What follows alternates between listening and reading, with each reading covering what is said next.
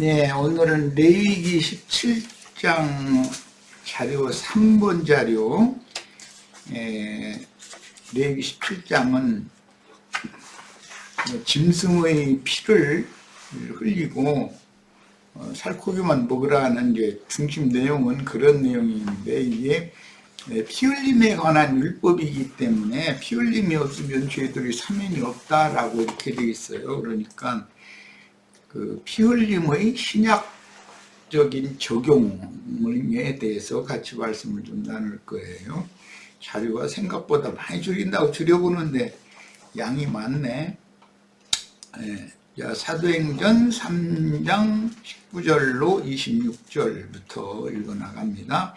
그러므로 너희가 회개하고 돌이켜 너희 죄 없이 함을 받으라. 이게 이제 짐승의 생명을, 그 짐승의 피를, 그 피는 생명과 일체이기 때문에 짐승의 생명을 버려라 라고 할 때 신약에서는 회개하라고 그랬는데 구약 성경에서는 짐승의 피를 쏟아버려라 이렇게 표현을 해놔서 이게 오해가 있으면 안 되겠어요. 영적 적용을 잘 하셔야 됩니다.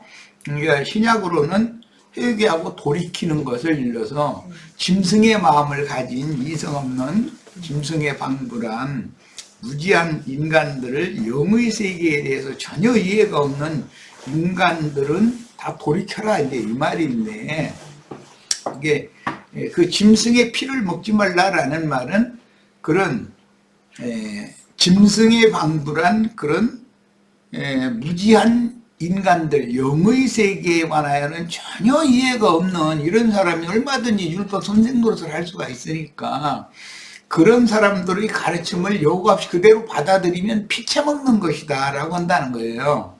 그러니까 짐승의 피는 먹으면 안 된다.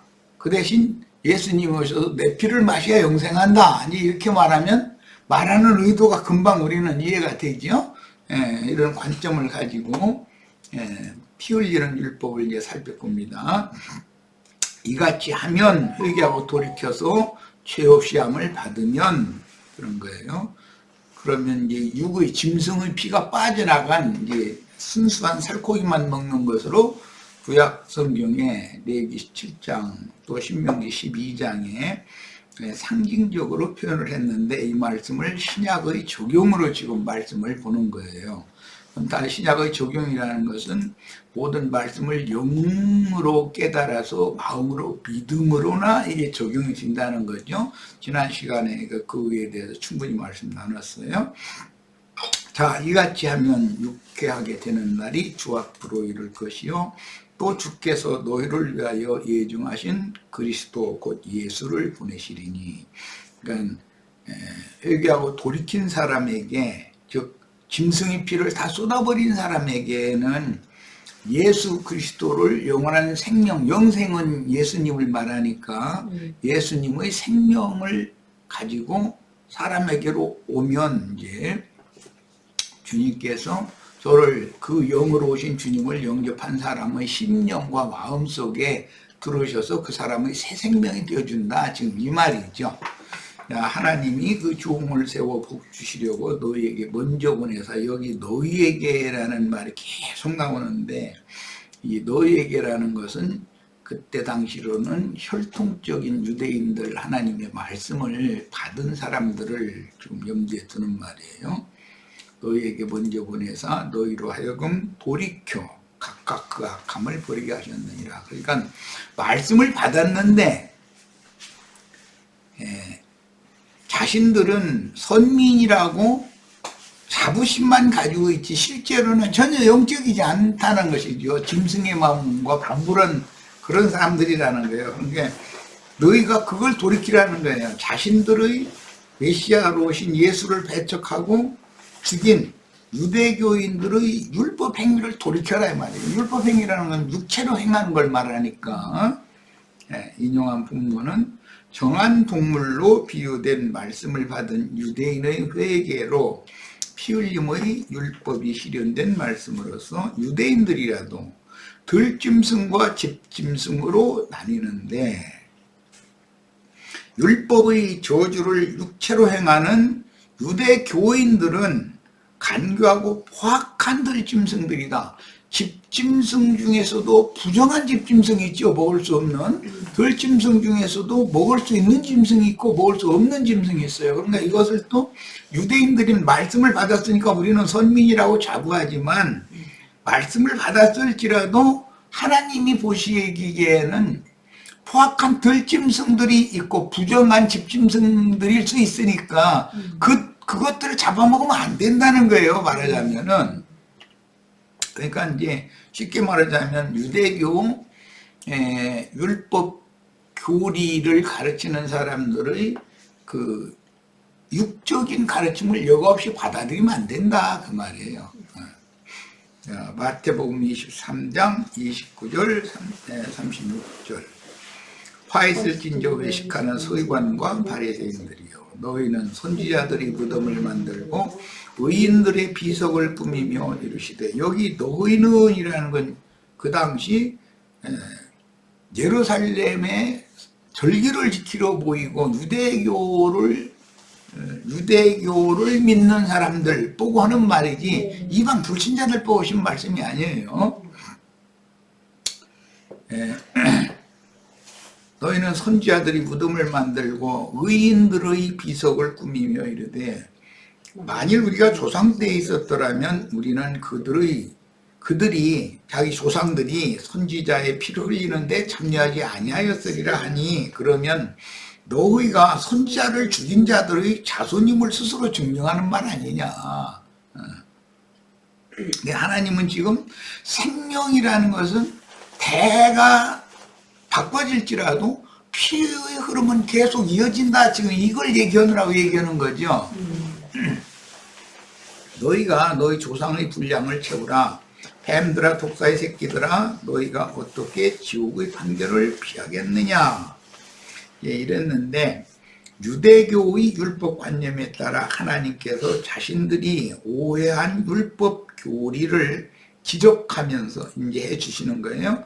진리와 생명의 하나님께로 돌이키게 하려고 보내신 종 선지자들을 이미 예수님을 배척하고 예수님을 죽이려고 지금 작정하고 있는 결혼하고 있는 이 사람들의 조상들 때부터 대대로 선지자들을 부지런히 보내셨지만 그들을 다 배척하고 죽였지 않냐. 너희 조상들이 그런 것처럼 너희도 오늘 나를 죽여서 피의 양을 채워라. 지금 그 얘기를 하는 거예요. 그러니까 이 말은 이제 구약의 피 흘림의 율법에 관한 말씀인데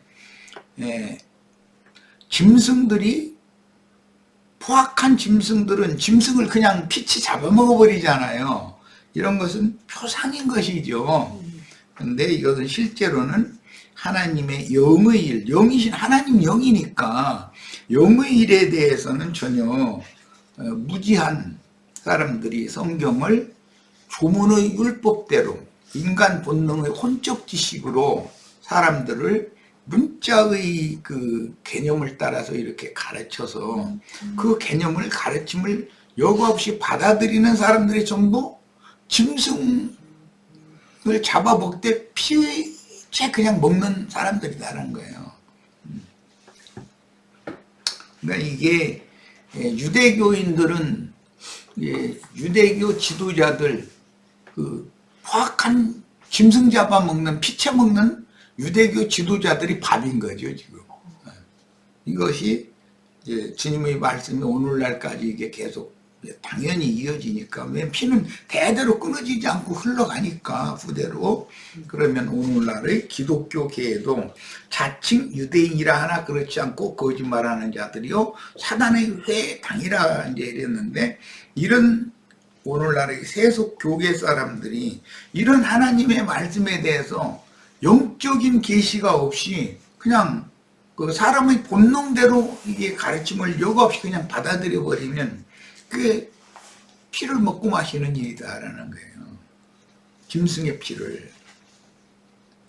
자, 그러므로 우린 아벨의 피로부터 성전과 제단 사이에서 너희가 죽인 바라게의 아들 사가랴의 피까지 이 땅에 서신 의로운 피가 다 너희에게 돌아가리라. 야, 다 너희에게 돌아가리라 라는 말은 예수님이 한 시대의 종결점에 오셨기 때문에 예수를 죽임으로 그 구약시대의 모든 죄들이 그 예수를 죽인 사람들에게로 종결점이 된다라는 말이에요. 그러면 이제 오늘날로 말하자면 신약시대 2000년이라는 시간이 지났는데 주님께서 말씀을 맡겨서 보낸 종선지자들을 배척하고 만약에 그들을 죽여서 피의 양을 또 채운다면 한 시대가 또 종결되는 것이죠. 이런 개념으로 말씀한 거예요. 내가 진실로 너희에게 이르노니 이것이 다 이 세대에게 돌아가리라. 시대라는 말이 있고 세대라는 말이 있어요. 시대는 길고 세대는 한 세대 한 세대 이렇게 대를 이어가게 되죠. 포악하고 간교한 들짐승들인 유대교 랍비들과 유대교인들은 이스라엘 12지파를 다른 신을 숭배하도록 미혹하는 세속 종교인들인데 그들은 하나님 말씀을 크게 오해하여 본능으로 하는 그것으로 망하는 자들이며 현대 교계의 자칭 유대인들의 회당, 여기 회당이라는 것은 그 어떤 유대교의 집인 회당 그런 회당이 아니라 그들의 모인 무리라는 말이에요. 당 짓는 무리 할 때 그 당 짓는다 할 때 그 세상 나라에서 뭐 민주당, 자유당, 공화당 해가지고 당이라고 그러죠. 자기네들의 사상과 정신이 같은 사람들끼리 뭉치면 그 당이라고 그러죠. 그런 회당이에요. 발람과 니골라당의 종교 집단으로 이어집니다. 사도행전 11장 17절로 18절 봅니다. 그런즉 하나님이 우리가 주 예수 그리스도를 믿을 때 주신 것과 같은 선물을, 여기서 우리가라는 것은 믿은 유대인들을 지금 말한 거예요. 저희에게도 주었으니 여기서 저희가라는 것은 회개하고 복음을 믿은 이방인들 여기서는 지금 말하는 거예요. 내가 누구가 너에게 베드로가 하는 말이죠. 하나님을 능히 맡겠느냐. 왜냐하면 모든 짐승들을 잡아먹으라고 하셨었기 때문에 그 부정한 짐승들이라는 게 이방인들을 회개하고 돌이킨 이방인들을 말한다라는 걸 설명하느라 이 말한 거예요. 저희가 이 말을 듣고 잠잠하여 하나님께 영광을 돌려가로되 그러면 하나님께서 자신들의 하나님이라고만, 유대인들의 하나님이라고만 절석같이 믿었는데 이방인에게도 생명 얻는 회개를 주셨다. 그러니까 하나님이 보시기에는 유대인이든 이방인이든 다 짐승으로 본다는 거예요. 이성 없는 짐승으로 본다. 다 회개하고 돌이켜서 예수 그리스도를 믿지 않으면 그냥 다 짐승들이라고 본다는 것을 알 수가 있어요. 옛 죄를 회개함으로 용서받아 깨끗하게 비워지고 청소된 영혼 속에 예수님의 이름으로 보내신 진리와 생명의 성령, 이 진리와 생명의 성령은 하나님의 피 또는 참된 음료인 생명수의 물, 이런 등등으로 표현을 합니다. 이것을 마심으로 먹는다, 마신다, 성경에 이런 표현은 믿는다라는 말이에요. 신약의 용어로는 뭐 고기를 먹어라, 또 무슨 뭐 생명수를 마셔라 그러면 그건 예수 제육이 제물이 되신 예수를, 예수님 그래서 내 살을 먹어야 된다, 내 피를 마셔야 된다, 내 피는 참된 음료다, 이렇게 등등으로 영적 적용을 해서 재설명을 하기 때문에 구약 성경 읽을 때 무슨 고기를 먹고 또는 어떤 흐르는 맑은 물을 마시고 이런 표현이 나오면 이것은 먼 훗날 예수님의 그 가르침, 영과 생명의 말씀을 가르침 받아서 예수 안에 있는 생명을 나의 생명으로 받아들여라라는 말이구나. 그 받아들인다는 말은 믿음이다, 믿으라는 말이구나. 그렇게 해석을 해야 맞는 거죠. 자, 그 다음에 땅에 피를 흘리라는 말씀을 영적으로 이해한다면 복음 전파를 듣고 영의 복음의 광채가 비추어지므로 복음 진리가 마음에 믿어져서 자신의 마음속에서 혼생명과 함께하는 죄를 심판에 넘김으로 사람의 혈과 육이라고 하는 육체 속에, 즉 옛사람의 육적 자아 속에는 죄가 왕노릇하고 있단 말이에요. 회개하고 돌이켜서 주님을 나의 구원으로 나의 생명으로 영접한 사람들의 심령에는 그리스도의 은혜가 왕노를 하는 거예요. 이게 혈과 육에서는 즉 옛사람의 육적 자아 속에서는 죄가 왕노릇하는 거고 은혜를 입은 사람의 영과 마음 그 정신 속에서는 그리스도가 은혜로 왕노릇을 하시는 거예요. 이게 두 점이 이제 믿은 사람과 불신자와의 차이죠. 이것은 믿는다라는 말은 예배당에 성당에 다니느냐 이 문제하고는 그건 아무 상관없는 거예요. 예배당에 다니는 것이 믿는 거라고 이렇게 인식하면 이건 큰일 나는 거죠. 이런 비유적인 말씀에 따라 구약의 율법에는 철저하게 희생으로 드려질 짐승의 피를 흘려 속죄하는 율법이 제시되며 구약 시대에는 하나님께서 보내신 종 선지자들의 피를 흘려서 피의 양을 채운 율법 종교인들에 의해 산동물의 피를 고기와 함께 먹는 자들의 비밀이 성취됩니다. 속죄의 피를 흘려서 흙으로 덮고 피 없는 고기만 먹는 본문 율법은 레위기 17장 13절 피를 물같이 맑게 쏟고 흙으로 덮어라 이렇게 돼 있죠.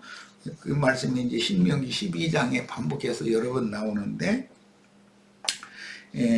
이제 피 흘리는 율법이에요. 이것은 예수께서 내 살을 먹고 내 피를 마시는 자만 영생을 얻는다고 선언하셨고 자신의 한 몸을 대속물로 온전히 드리심으로 피 흘리는 율법이 이루어졌어요. 구약 성경의 그 피 흘림에 관한 율법을 예수님이 이룬 것이죠.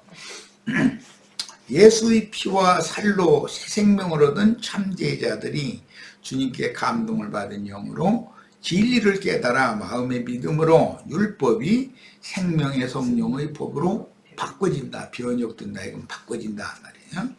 율법을 크게 오해하는 유대교인들과 법 없는 이방인들을 통해서 유일한 무죄자인 예수를 죽여 피를 흘려서 성경을 이루셨으니 유대교인들과 자칭 유대인의 회당에 속한 기독교인들은 피 흘리는 율법을 오해하여 임의로 짐승을 잡되 피를 물같이 쏟아 흙으로 덮지도 않고 불법적으로 짐승을 잡아먹고 짐승의 마음, 짐승의 생명을 받은 율법 종교인들이 되었습니다. 여기 흙으로 덮는다라는 건 옛사람의 육적 자아가 예수의 십자가와 믿음으로 십자가에 내가 동참해서 나의 옛사람이 죽었으면 죽은 시체는 장사시켜야 되는데 장사에도 동참시키려면 흙으로 덮어야 되잖아요. 너는 흙에서 와서 흙으로 돌아가라 하셨기 때문에 그러니까 함께 죽고 함께 장사된 것을 믿어야 된다. 지금 그 말이단 말이에요. 피를 흘리고 흙으로 덮어라. 그 말은 짐승의 생명은 즉 옛사람의 육적 자아라고 하는 것은 예수와 함께 죽고 함께 장사된 사실을 믿어야 된다. 그 말이란 말이에요. 자, 사도행전 15장 20절 다만 우상의 더러운 것과 이것은 우상에 예드려진 제물이라는 말이에요. 음행과 목매어 죽인 것과 목매어 죽인 것은 다윗을 배반한 그 아히도벨이라는 사람이 있었죠. 압살롬이 중이 쓰지를 않았기 때문에 자기 집으로 정리하고 자기 집으로 가서 목매어 자살했다고 그랬죠. 가룟유다 목매어 자살했죠. 이것은 배도자가 된 족장들에 대한 예표, 표상적인 사람들이다. 피를 멀리하라고 편지하는 것이 가다 그랬는데 피라는 것은 육체의 생명과 피는 일체다. 이렇게 구약성경에 이미 여러 번 나왔어요.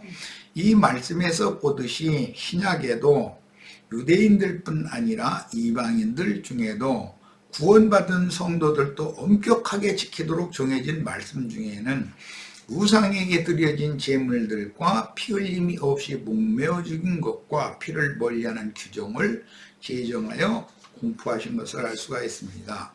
구약시대에는 의문, 즉 의문이라는 것은 그람마토스라고 하는 이 용어는 글자로 되어 있는 성경, 또는 판화나 그림, 이제 그런 뜻이에요. 이런 것들이 에덴 동산에 뱀이 들어와서 사람의 마음에 뱀의 말을 이렇게 인새겨 놓는 거, 그런 것을 일러서 신약에는 의문 조문이라고 그러죠. 조문. 여기 의문이라는 건 무슨 의심한다 그런 의문이 아니라 글자에 의한다 이 말이에요. 글자에 의지한다 그런 말이에요. 따라 옛사람들이 문자대로 행했으나 신약은 영을 따라 그 뜻을 해석하여 지켜야 하므로, 이건 굉장히 중요한 말이죠. 구약시대에는 그냥 천연적인 본성의 지식을 가지고 본능대로 성경을 이해하고 해석을 해서 그 육신의 행위로 이걸 지켜야 됐었던 것이죠. 그런데 신약에는 이것을 그 말씀하신 뜻을, 요지를, 하나님의 뜻을, 마음을 헤아려 가지고 그 영과 생명의 말씀으로 재해석하고 성령을 따라서 진리 안에서 행하라고 하기 때문에, 믿음으로 행하라 이렇게 하기 때문에 이제 율법 행위와 믿음의 행위가 어떻게 다른지를 이제 구분을 할 필요가 있는 거예요. 자, 레위기 이번에는 이제 조문대로 17장 11절로 14절을 봅니다. 육체의 생명은 피에 있습니다. 영적 생명은 영과 생명의 말씀에 있지 육신적인 피에 있는 게 아니죠. 영적 생명이란 영적인 말씀 속에 있는 거지. 예수님의 내 살을 먹고 내 피를 마시라니까 저가 네게 우리에게 자기 살을 주고 우리 자기 피를 마셔서 우리로 하여금 먹고 마시게 한다는 말이냐고 수군대니까, 내가 너에게 이르는 말이 영이요 생명이다. 이러니까 주님의 말씀이 곧 영적인 생명인 것이죠. 그런 것인데 유대인들은 하나님의 말씀을 짐승 잡아먹으라 하면 진짜로 짐승 잡아먹고 이렇게 문자도 했다는 거예요. 내가 이 피를 너희에게 주어 제단에 뿌려 너희 생명을 위하여 속죄하게 하였나니, 이게 속죄하는 짐승이는 소나 염소나 양이나 비둘기나 이런 거였었죠. 생명이 피에 있으므로 피가 죄를 속하느니라. 이거 보고 대속이라고 그래요. 나도 짐승만 피가 있는 것이 아니라 혈육을 입은 인간도 다 피가 있잖아요. 그런데 내가 피를 흘려야 되는데 나는 살려놔두고 짐승을 대신 잡아 죽였어요. 그것이 구약의 율법인데, 이것을 신약에서는 믿음으로 나의 옛사람은 예수와 함께 죽고 장사되었고, 나의 지금 거듭난 속사람 새사람은 그리스도와 함께 부활해서 승천해가지고 하나님 보좌 우편에 앉아있는 사실이 믿어져야 된다는 거예요. 그런데 이것은 나야 이제 말씀을 가르치는 입장이니까 이렇게 말씀을 증거할 뿐이지 내가 대신 믿어줄 수는 없잖아요. 각자의 믿음이 이제 중요한 것이지, 이거는. 자, 생명이 피에 있으므로 피가 죄를 속하느니라. 이건 굉장히 중요한 말이에요. 그러니까 이 율법에 따라서 피 흘림이 없으면 죄사함이 없느니라는 말씀이 나온 거죠. 피와 생명은 일체다 이거예요. 생명이 피에 있으니까 피가 죄를 속하려면 피를 흘려야 되겠죠, 당연히. 자, 이 말은 피를 흘린다는 것은 피를 다 쏟으면 죽는 거니까 혈육의 생명이 죽지 않으면 죄사함이 또 없는 거다, 지금 그 말인 거죠, 알고 보면. 그러므로 내가 이스라엘 자손에게 말하기를 너희 중에 아무도 피를 먹지 말며 너희 중에 거류하는 거류민이라도 피를 먹지 말라 하였나니, 모든 이스라엘 자손이나 그들 중에 거류하는 거류민이 먹을 만한 짐승이나 새를 사냥하여 잡거든 그것의 피를 흘리고 흙으로 덮을지니라. 이렇게, 이게 율법이단 말이에요, 반드시. 그러니까 선악을 알게 하는 나무 실과를 여과 없이 받아서 먹은 첫 아담의 후손들은 다 함께 하나님에 의해서 심판받아서 죽어서 흙으로 돌아가야 된다 이거예요. 그게 하나님이 정한 법이니까. 그런데 예수님이 오셔서 이것을 영적으로 우리들에게 적용하실 때는 우리의 혈육의 이 몸이 죽어서 장사되는 게 아니고 육적인 자아, 옛사람의 혼생령, 자아라고 그러는데 자존심이라고 그러죠. 쉽게 표현하면 다 자기의 존재를 의식하는 마음이 다 있단 말이야. 자기의 존재를 의식하지 않으면 사람이 살 가치가 없는 거죠. 그런데 옛사람의 그 자존심, 육적 자아라고 하는 것은 예수가 죽을 때 함께 죽었어야 된다는 거예요. 그런데 옛사람의 육적 자아가 꼬장꼬장 살아가지고 예수 믿는다고 그러면 거짓말하는 거예요. 그게 이제 거짓 믿음이라는 것이죠. 그런 거 귀신의 믿음이다 이제 이러는데 모든 생물은 그 피가 생명과 일체라 이렇게 중요한 말이에요. 피는 곧 그 생명이라는 거예요. 피는. 그러므로 내가 이스라엘 자손에게 이르기를 너희는 어떤 육체의 피든지 먹지 말라 하였나이다. 육체의 피가 있고 영의 피가 있는데 피는 생명이니까 사도행전 20장에 보면 하나님이 자기 피로 교회를 사셨다 그랬어요. 그럼 하나님도 피가 있잖아요. 하나님은 영인데 어떻게 육적인 피가 있겠어요. 그러니까 그 육신의 피를 흘리기 위하여 사람으로 오신 분이 예수님이다라는 거예요. 그분이 십자가에서 그분의 피를 다 흘렸다. 네. 그러니까 짐승의 피를 먹는다라는 것은 이제 구약 시대는 간교한 이제 뱀의 미혹을 받아가지고 포악한 들짐승 사자나 곰이나 뭐 이런 것 등의 이제 뭐 피를 이제 먹은 걸로 상징이지. 그렇다 해서 사람들이 사자 잡아먹고 뭐 곰 잡아먹고 그런 건 아니잖아요. 그런데 자기네들은 거룩한 선민이다 그래가지고 소나 양이나 염소나 비둘기를 잡아서 먹었단 말이에요.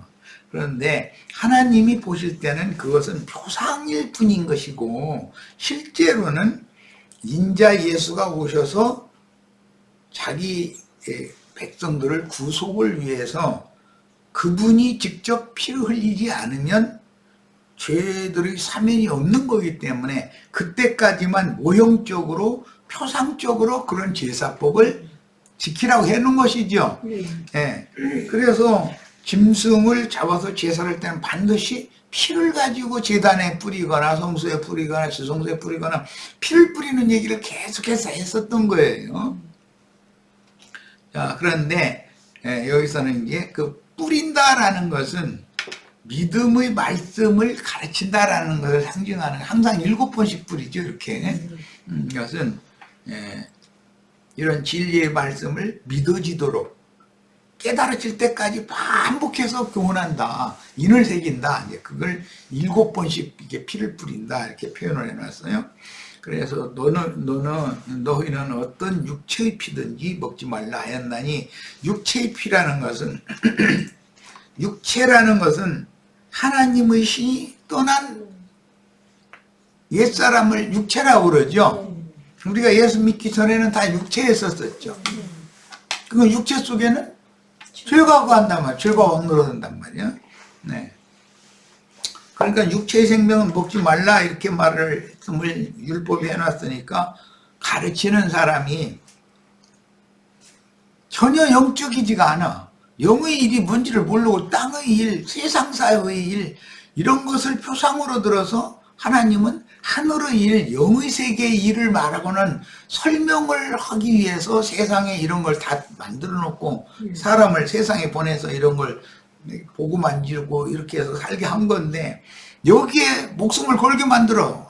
마귀가 와서, 세상 신이 와서 세상에 몰두하게 만들어 버려.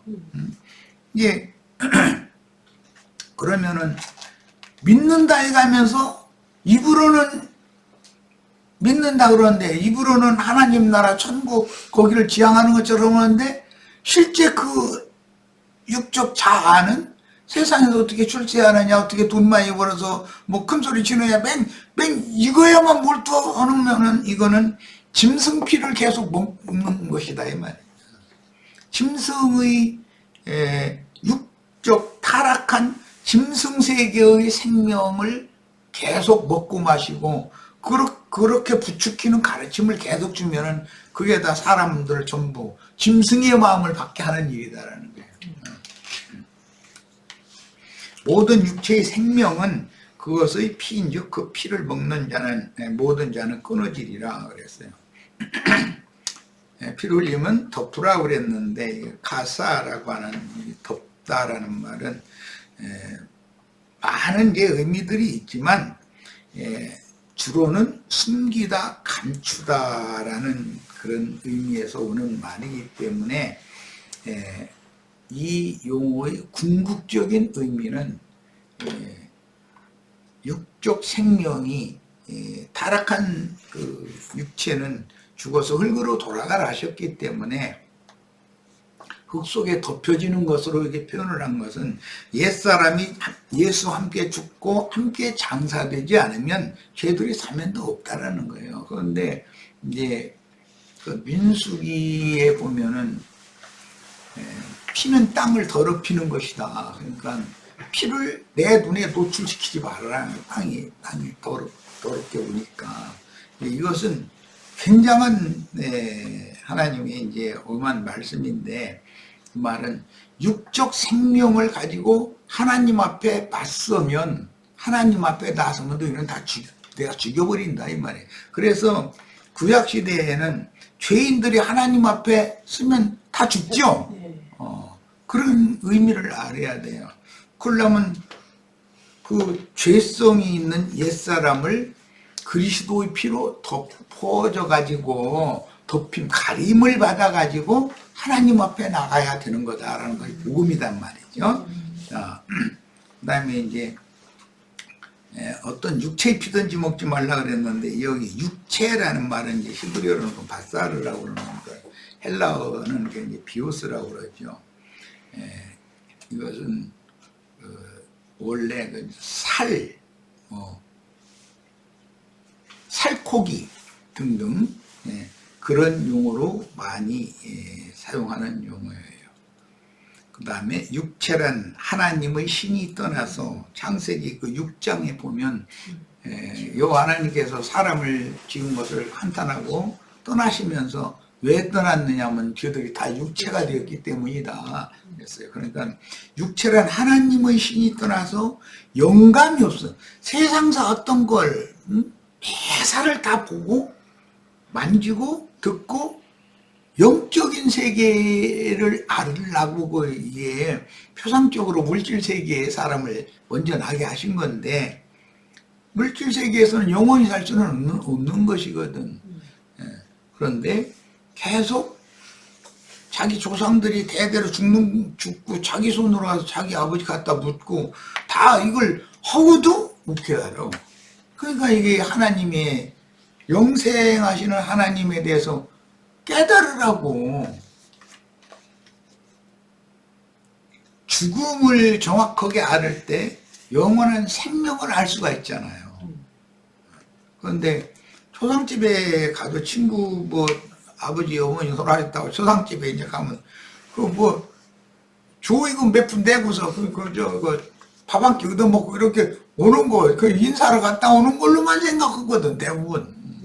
그게 아니고 이 일이 우리 아버지한테 임한 일이 곧 이제 내 차례다라고 인식이 와야 되는데 그게 별로 인식이 사람이라는 건 그게 실감이 나지가 않는 것이거든.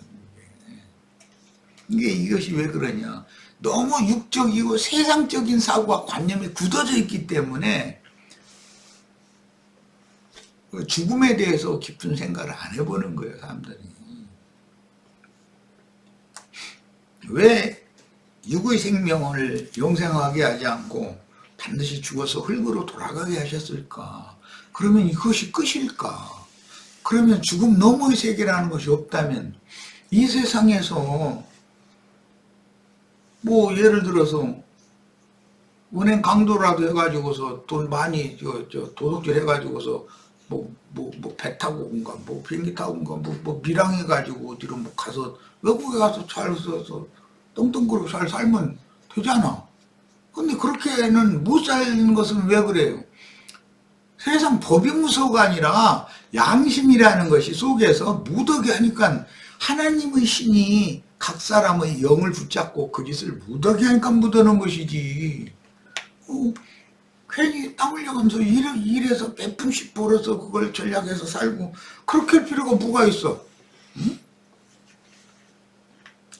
만약에 이 생이 끝이라면 말이야. 간단히 예를 든 거예요. 자, 본문에서 이제 그 육체의 생명은 그것을 피다 이렇게 말씀했는데 생명이라는 용어는 네페시라고 그래서 이것은 히브리어로는 네페시예요. 헬라어로는 푸시케라고 그러죠. 영문으로는 소울이라고 그래요.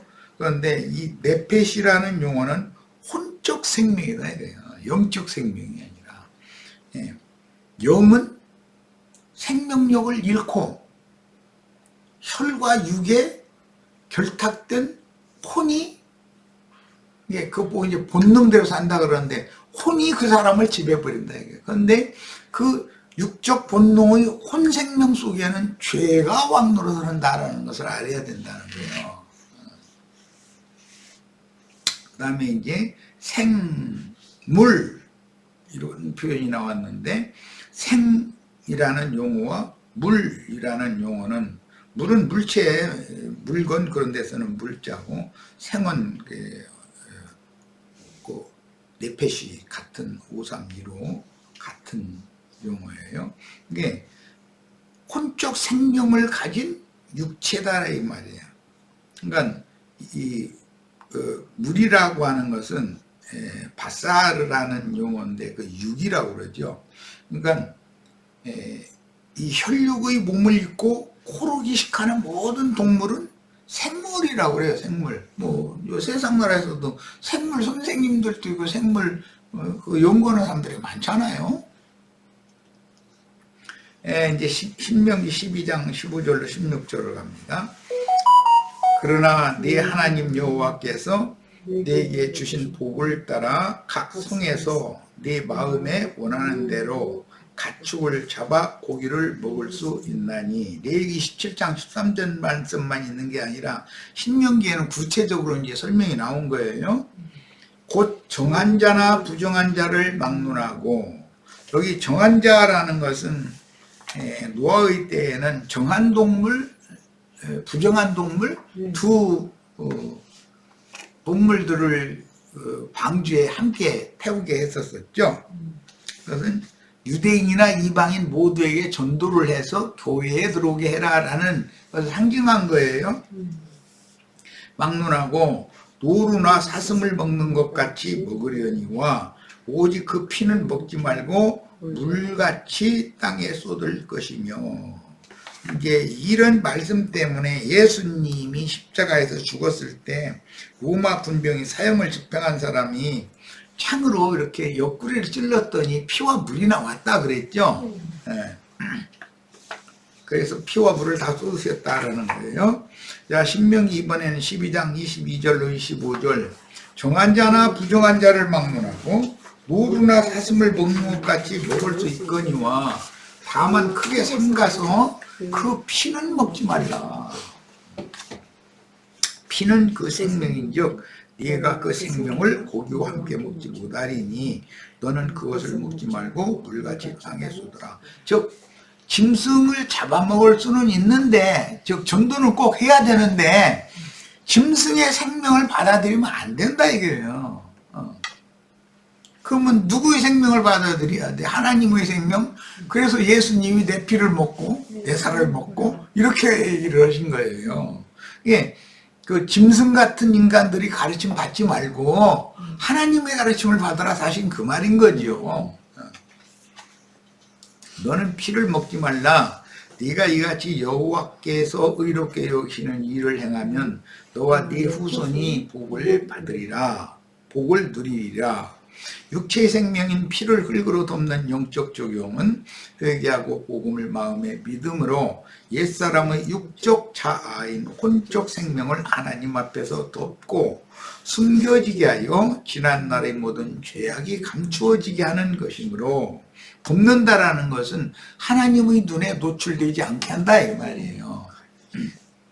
하나님 앞에 육적 자아를 부인하고 치운다라는 것은 세상에서 다시 보이면 안 된다라는 거예요. 그러니까 장사하기 전에는, 시체를 장사하기 전에는 치워지지가 않죠. 그게 죽은 것은 장사해야지. 것이며 위로부터 난 새 사람으로 받으심이 되는 것입니다. 속세에서 사람이 육신의 몸이 죽고 장사되는 것은 표상으로 육적 자아가 예수와 함께 죽고 예수와 함께 장사된 것을 말하고자 한다 이 말이에요. 세상에서 초상권 놀라죠. 그럼 뭘 말하는 거예요? 초상나면 장사하잖아요. 육적 자아는 대대로 죽어야 된다. 이게 아버지가 없으면 나도 죽어야 돼, 아들도 죽어야 돼, 손자도 죽어야 되고 다 죽는 거예요. 죽어야 되고, 죽으면 시체를 집에다 놔도 시체와 같이 살는 사람은 없잖아요. 갖다 묻어버려야지. 야, 이것은 육신적인 일이라는 건 영의 일에 대한 표상일 뿐이다 이 말이에요. 육적 자아는 예수와 함께 죽고 옛사람의 그 육적 자아는 장사시켜버려야 된다는 거예요. 그런데 사람들이 복음을 믿는다고 해가면서도 영 죽으려고도 않고, 난 죽었다고 그래, 그러면 너 갖다 이제 치워버릴게 하고서 장사시키려고 감히 어디 나를 이런 이야기는 교회 생활이든 인생사든 살다 보면 꼭 무언가 때문에 적수가 있어. 하나님 보내주시는 딱 적수가 있어. 해가지고 세상 사람들 그래 안 되면 아주 사람 죽겠네, 사람 죽이는만 이래서 그렇게 말하죠. 이게 그러면 자기 몸을 죽인다는 말이 아니잖아 지금. 자기 자존심 자아를 꺾어 놓는다 이 말이지 지금. 이게 그러고 나서는 또 나를 죽이더니 이제 완전히 생매장 시키는만 또 이래. 이제 사람을 산 사람 흙속에다 갖다 막 산 사람 묻는다 그 말이겠어? 자기의 자존심을 완전히 치워버린다 그 말이지. 이것을 감사해야 되는데, 그런 적수를 만났으면 자기를 죽음에 내맡기고 그 다음부터는 이제 죽은 자, 장사된 자의 특징은 말이 없는 거거든. 특징이 죽은 자는 말이 없는 거니까. 그런데 사람을 뭘로 알고 말이요, 사람 자존심을 꺾고 나도 유분수가 있지 이럴 수가 있네 이러고 덤비면 그게 예수 믿었다는 거야, 안 믿었다는 거? 실제로는 안 믿었다는 거예요. 그 사람 구원받은 사람이 아니다 지금 이 말이요. 뭐 어려울 것 하나도 없어. 이렇게 쉽게 이해를 하시면 되겠어요. 자, 그러므로 먼 후일 하나님은 계속해서 그 종선지자들을 보내요. 말일에는 내가 내 신을 모든 육체에게 부어주리니, 육체를 버리고 떠나셨는데 육체에게 다시 온다는 거예요. 하나님은 영이니까. 그때 너희 자녀들은 예언할 것이요 젊은이들은 환상을 보고 늙은이들은 꿈을 꾸리라. 자, 율법과 선지자의 때가 종결되는 때 예수님이 오셔서 구속을 이룬 후에 살려주는 영이 되어서 그 영을 제자들에게 부어주면서 성령을 받으라, 24명이 가서 성령을 받으라 한 것은 이 예언이 이루어지는 거죠 지금. 자, 오늘 우리 형제 자매님들도 사도한 형제의 이런 대언의 말을 통해서 생기가 들어가면 그게 하나님의 신이 육체에게 임하시는 거단 말이에요. 그런데 짐승의 그 영을 받게 하는 성당이나 예배당에 가서는 그냥 신부님, 목사님 해가면서 그냥 꾹꾹하는데, 이런 진리를 가르치면 이해가 안 된다, 잘 못 알아듣겠다 그러면은 따지려고나 그러지 받아들이려고 않거든. 왜냐하면 죽은 사람들이라는데 영적으로 죽은 자이기 때문에 분별력이 없는 거죠. 예, 그때 내가 내 영으로 남정과 여종들에게 부어준다 그랬어요. 신약시대에 주의 이름으로 아버지께서 보내신 또 다른 보혜사고 진리의 성령을 받은 사도들이 각 나라의 방언으로 말하여 예수님만 생명의 호흡을 불어넣어준 게 아니죠. 그 호흡을 받은 제자들을 또 내보내서 모든 민족에게 또 하나님의 생명을 또 이렇게 나눠주도록 사명을 맡겨 보낸 거예요. 그런데 이 일이 매 세대마다 지금 반복되고 있는 거예요. 오늘 우리 세대에도 동일하게 이 일은 지금 진행되고 있는 거죠. 자, 시간이 됐으니까 첫 시간은 일단 여기까지 해서 마치고 잠시 쉬어야 되겠습니다. 이거 상당히